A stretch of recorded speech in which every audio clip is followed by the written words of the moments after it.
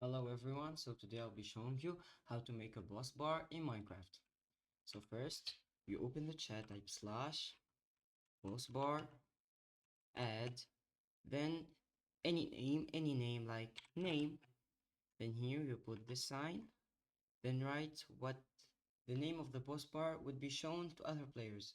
Maybe like boss bar, I'll go basic.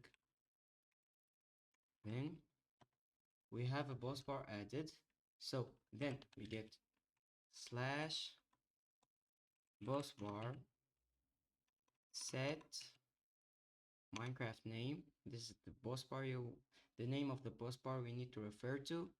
Then players, and here you type the player you want it to get shown to. Add A is for all the players. So now the boss bar is shown. If you want to customize it, just check on my video. I'll be uploading it just a minute.